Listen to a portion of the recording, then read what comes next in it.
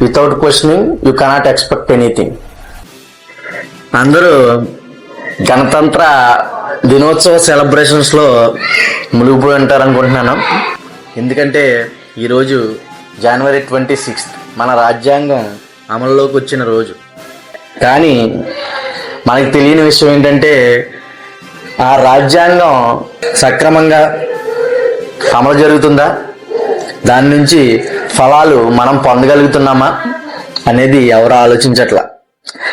మనకి ఆగస్ట్ 15 వస్తే మనకి స్వాతంత్రం వచ్చేసింది అని ఆ రోజే దేశభక్తి గుర్తొస్తుంది.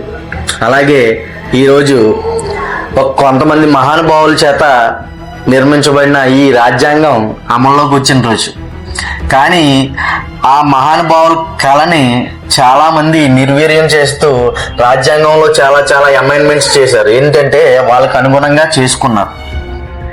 నా దృష్టిలో అయితే మనం గణతంత్ర రాజ్యంలో ఉన్నాం, కానీ గణతంత్ర రాజ్యంలో ఉన్న ఫలాలని ప్రజలు పొందట్లేదని నా అభిప్రాయం. ఎందుకంటే మన సమాజంలో చాలా సమస్యలు ఉన్నాయి. అందులో ప్రధానమైన సమస్యను నేను మీ ముందుకు ఒకటి తీసుకొస్తున్నాను. అదేంటంటే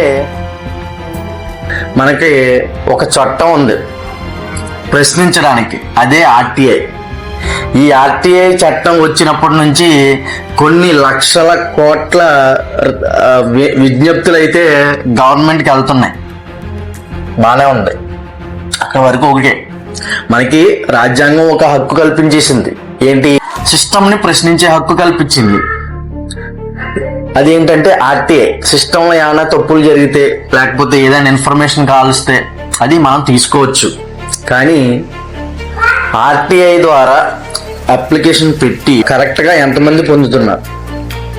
నెంబర్ 1,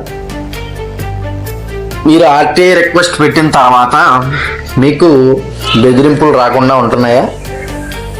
మీరు బెదిరింపులు రాకుండా బతుకుతున్నారా? మీకు ఆర్టీఐ పెట్టి బెదిరింపులకు గురై ఎంతమంది హత్యకు గురయ్యారో మీకు తెలుసా?